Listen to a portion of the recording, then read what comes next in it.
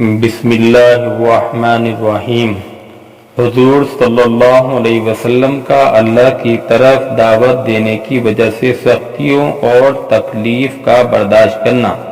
حضرت انس رضی اللہ تعالی عنہ فرماتے ہیں کہ حضور صلی اللہ علیہ وسلم نے فرمایا کہ اللہ کی خاطر جتنی تکلیف مجھے پہنچائی گئی اتنی کسی کو نہیں پہنچائی گئی، اور جتنا مجھے اللہ کی وجہ سے ڈرایا گیا اتنا کسی کو نہیں ڈرایا گیا، اور مجھ پر 30 دن اور 30 راتیں مسلسل ایسی گزری ہیں کہ میرے اور بلال رضی اللہ تعالی عنہ کے پاس کسی جاندار کے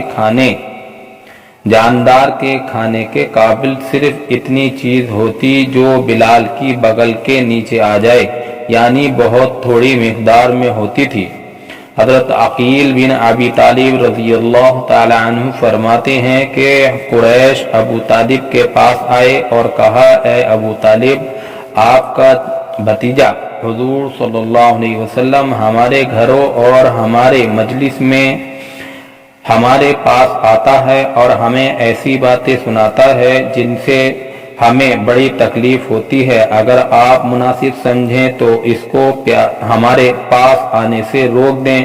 تو ابو طالب نے مجھ سے کہا، اے عقیل، اپنے چچا زاد بھائی کو ڈھونڈ کر میرے پاس لاؤ۔ چنانچہ میں آپ کو ابو طالب کی ایک کوٹری میں سے بلا کر لایا۔ آپ میرے ساتھ چل رہے تھے۔ آپ سایہ میں چلنا چاہتے تھے کیونکہ دھوپ تیز تھی، لیکن راستے میں سایہ نہ مل سکا، یہاں تک کہ آپ ابو طالب کے پاس پہنچ گئے۔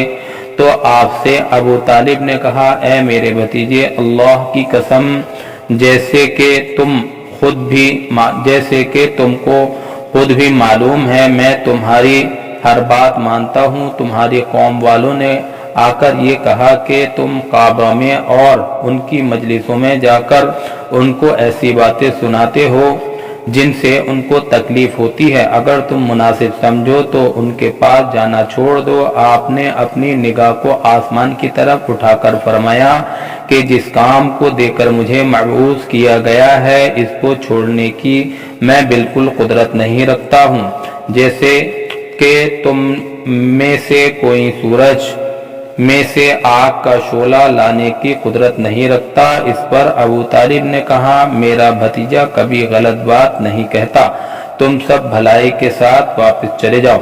حضور صلی اللہ علیہ وسلم سے ابو طالب نے کہا، اے میرے بھتیجے، آپ کی قوم میرے پاس آئی ہے اور اس نے ایسی ایسی باتیں کہی ہیں، تم مجھ پر بھی ترس کھاؤ اور اپنی جان پر بھی، اور اتنا بوجھ مجھ پر نہ ڈالو کہ جس کو نہ میں اٹھا سکوں اور نہ تم، لہذا تم اپنی قوم کو وہ باتیں کہنی چھوڑ دو جو ان کو ناگوار لگتی ہیں۔ اس سے حضور صلی اللہ علیہ وسلم یہ سمجھے کہ آپ کے بارے میں آپ کے چچا کی رائے بدل گئی ہے اور وہ اب آپ کی مدد چھوڑ کر آپ کو قوم کے حوالے کرنے والے ہیں، اور اب ان میں آپ کا ساتھ دینے کی ہمت نہیں رہی۔ اس پر حضور صلی اللہ علیہ وسلم نے فرمایا، اے میرے چچا، اگر سورج میرے دائیں ہاتھ میں اور چاند میرے بائیں ہاتھ میں رکھ دیے جائے تو بھی میں اس کام کو چھوڑنے والا نہیں ہوں۔ میں اس کام میں لگا رہوں گا یہاں تک کہ اللہ تعالیٰ اس کام کو غالب کر دے، یا اس کام کی کوشش میں میری جان چلی جائے۔ اتنا کہہ کر حضور صلی اللہ علیہ وسلم کی آنکھیں ڈبڈبا آئیں اور آپ رو دیے اور آپ وہاں سے پشت پھیر کر چل دیے۔ جب ابو طالب نے دیکھا کہ حضور صلی اللہ علیہ وسلم اپنے کام پر اتنے پختہ ہیں کہ اس کے لیے جان تک قربان کر دینے اور چاند سورج تک اٹھا لینے کو تیار ہیں، تو انہوں نے حضور صلی اللہ علیہ وسلم کو پکارا، اے میرے بھتیجے۔ آپ ان کی طرف متوجہ ہوئے۔ ابو طالب نے کہا، آپ اپنا کام کرتے رہیے اور جیسے دل چاہتا ہے کرتے رہیے، اللہ کی قسم میں کسی وجہ سے بھی تمہارا کبھی ساتھ نہیں چھوڑوں گا۔ اللہم لک الحمد و لک الشکر۔ حیات الصحابہ جلد نمبر 1 صفحہ نمبر 339 اور 40 اور 41